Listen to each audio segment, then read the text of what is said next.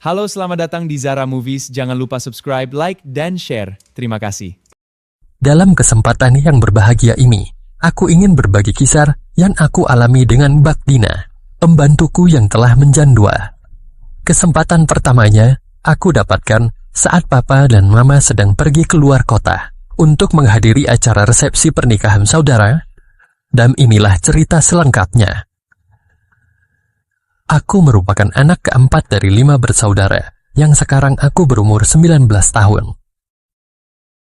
Di keluargaku punya seorang pembantu yang cantik, namanya Dina, yang sampai sekarang masih setia ngabdi di keluargaku semenjak masih gadis hingga sudah menikah, dan kemudian cerai dengan suaminya.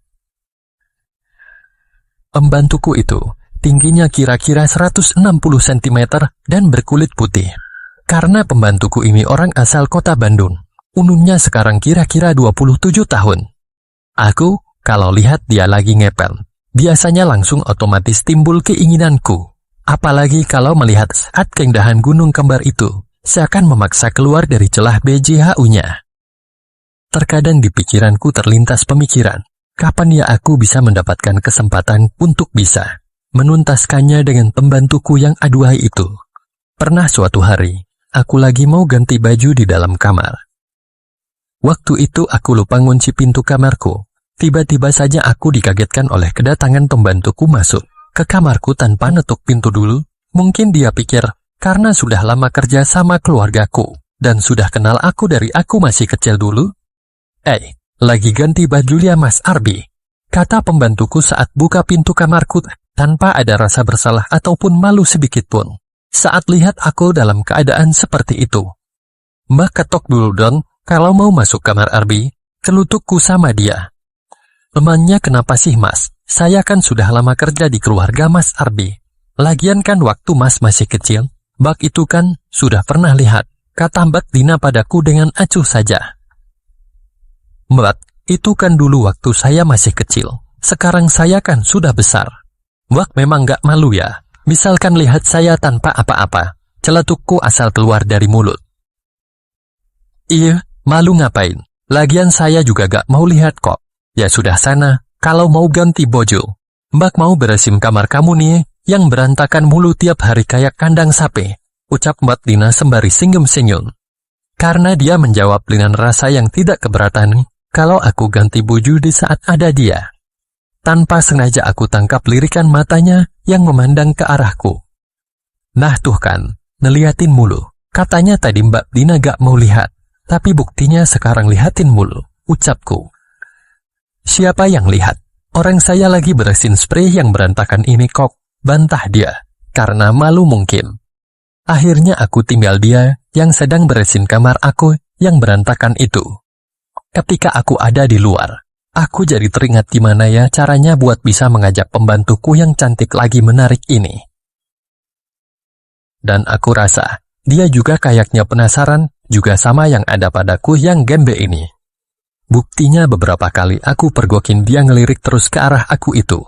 Pada akhirnya, kesempatan itu pun datang juga untukku dengan Mbak Dina. Di mana kesempatan emas itu datang pas di hari libur, yaitu di hari Minggu itu, keluargaku pergi ke rumah kerabatku yang mau nikahin anaknya.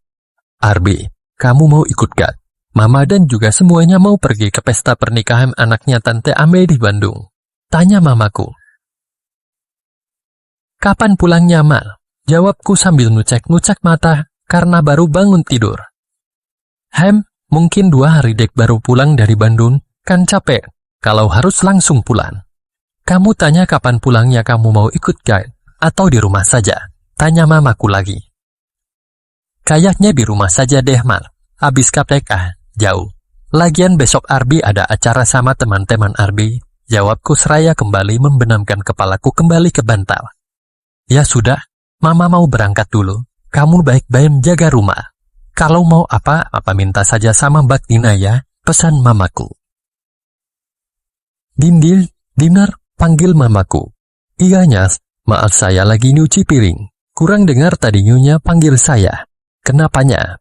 Jawab Mbak Dina saat datang dari belakang yang ternyata sedang cuci. Baju yang dikenakan sebetulnya tidaklah menarik, namun karena terkena air sewaktu mencuci. Menjadikan bagian indahnya itu semakin memberikan panorama yang begitu membangkitkan obsesiku padanya. "Dina, kamu jaga rumah ya, selama saya dan Tuan pergi ke Bandung," pesap mamaku. "Iyanya," jawabnya. Setelah beberapa jam lamanya keberangkatan mamaku, akhirnya aku keluar dari kamar tidurku. Hendak ingin demikian. Perlu diketahui jarak antara tempat pembantuku nyuci sama kamar mandi itu dekat banget. Waktu aku jalan ke kamar mandi, aku lihat pembantuku yang lagi nyuci baju dengan posisi duduknya, yang membuatku menahan nafas sejenak, karena saat itu aku mendapatkan suguhan yang amat indah.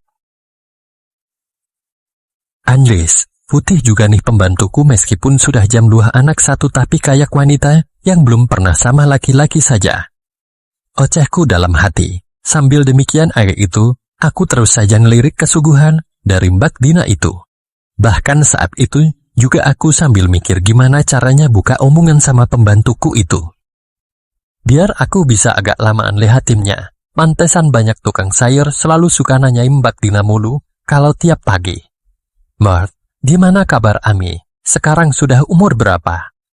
Dan kenapa Mbak Dina kok bisa sampai cerai sih sama suaminya?" Isen aku tanya seputar hubungan dia sama mantan suaminya yang sekarang sudah cerai, dan kenapa bisa sampai cerai. Gugup juga sih aku waktu itu. "Kok tiba-tiba Mas Arbi tanya tentang itu sama Mbak?" sahut Mbak Dina sedikit heran. "Gak apa-apa kan Mbak?" tanyaku balik. "Ami sekarang sudah umur 5 tahun, mau cerai sama suami Mbak karena dia itu seorang pengangguran yang maunya anaknya saja. Mau bikinnya tapi gak mau biayain. Ya lebih baik Mat minta cerai saja Kak. Masa sih Mbak sendiri yang banting tulang cari uang. Sedangkan suami Mbak bisanya cuman bangun tidur, makan, main swap sampai subuh. Males Mas aku punya suami yang pengangguran kayak gitu, lebih baik hidup sendiri, sama saja kok." Jawab pembantuku panjang lebar, seraya tangannya tetap membilas baju yang sedang dia cuci. Ini dia obrolan yang sebenarnya aku harapkan. Agar dengan mudah aku arahkan ke pembicaraan tentang persoalan hubungan suami istri itu. Aku pulih melanjutkan obrolan itu.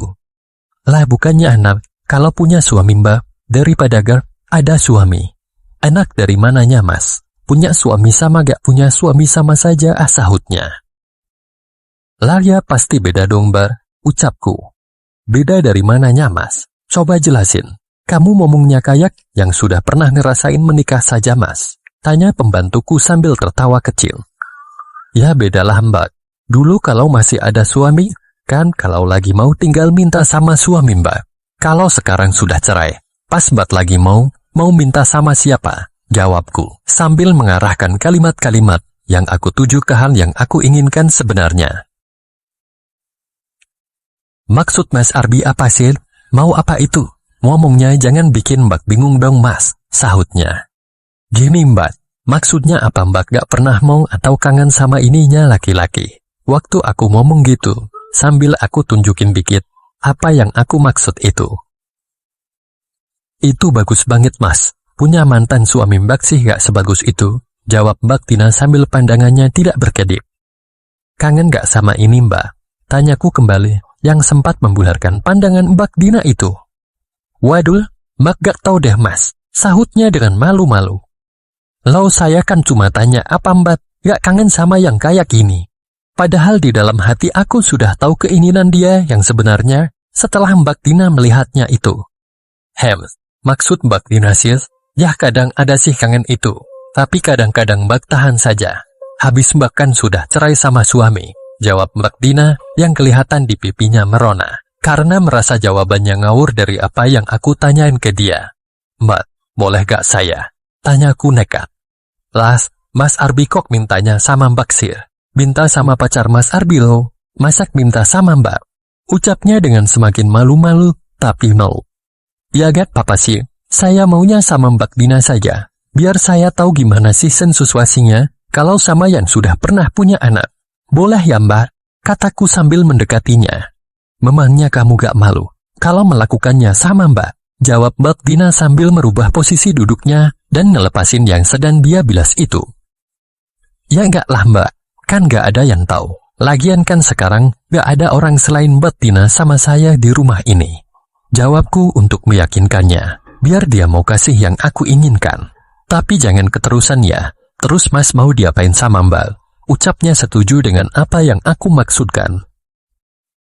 Mendapatkan lampu hijau itu, aku pun segera saja menjulurkan tangan kananku untuk mengajaknya menuju ke kamar tidurku. Mbak Dina menyambut uluran tanganku itu dan mengikuti langkah kakiku. Sesampainya di kamar tidurku, aku pun tidak menyanyiakan kesempatan itu. Dan ternyata Mbak Dina memberikan sambutannya dengan sangat antusias. Aku tentu saja semakin bersemangat untuk membawa Mbak Dina menuju sebuah puncak yang indah melalui yang namanya jalan surga dunia itu. Ternyata apa yang aku dapatkan dari Mbak Dina sungguh sangat luar biasa. Mas, sekarang kamu mau ngapain saja Mbak ikutil? Kata Mbak Dina sambil mempersiapkan membuka jalan itu seluas-luasnya. Sehingga saat itu, tampak pemandangan yang luar biasa indahnya. Mengetahui aku yang sedikit bingung, Mbak Dina segera menariknya dan mengarahkannya pada tempat yang semestinya dengan perlahan. Ternyata apa yang terjadi saat itu juga membuat Mbak Dina sendiri merasa kesenangan. Yang kelihatan dari dia yang selalu mengeluarkan suara manjanya. Cukup lama juga, aku dan Mbak Dina menjalani proses yang sangat menyenangkan itu. Mbak suka gak? Tanyaku sama Mbak Dina. Suka Mas, jangan berhenti ya, pintanya. Kapan saja Mas mau, Mbak akan siap, lanjutnya. Mendengar seruan-seruan Mbak Dina itu, aku pun menjadi semakin bersemangat dan segera mempercepat pergerakanku. Hingga akhirnya, Mbak Dina berhasil mencapai puncaknya. Dengan keadaannya yang telah lunglai, Mbak Dina tampak seperti orang-orang yang lemah tak berdaya. Namun aku tetap gak berhenti, tetapi malah semakin lama, semakin cepat. Tiba-tiba aku ngerasain sesuatu yang akan segera menerobos benteng pertahananku. Mahal, seruku di saat itu. Akhirnya aku tersenyum penuh kebahagiaan. Hari itu gak pernah aku sia-siakan sedikitpun kesempatan yang langka itu. Mumpung aku dan Mbak Dina hanya berdua saja di rumah itu. Setiap saat aku mau, langsung aku samperin saham Mbak Dina. Saat Mbak Dina lagi ngegosok baju misalnya. Tiba-tiba aku samperin dia dari belakang dan langsung memintanya pada Mbak Dina dalam keadaan berdiri. Hari-hari yang sangat indah. Selama beberapa hari, aku selalu mendayung bersama Mbak Dina dengan berbagai cara. Mbak Dina pun gak pernah menolak saat aku membutuhkannya, karena dia juga sudah keterusan denganku. Seringkali malam-malam, Mbak Dina suka mengendap-endap untuk masuk ke kamarku, untuk melepaskan semua keluh kesahnya. Itu biasanya sampai menjelang subuh dia baru keluar dari kamarku itu. Baik aku maupun Mbak Dina sama-sama suka akan hal itu. Sehingga siapapun yang merasa membutuhkan duluan, tinggal kasih kode. Dan selanjutnya kami berdua pun mencari-cari kesempatan biar tidak sampai ketahuan oleh mama dan papaku. Entah sampai kapan hubungan itu akan terus berjalan, karena saat cerita Imin aku coret-coret. Untuk aku bagikan, hubungan indahku itu masih berlanjut. Demikianlah kisahku dengan Mbak Dina pembantuku.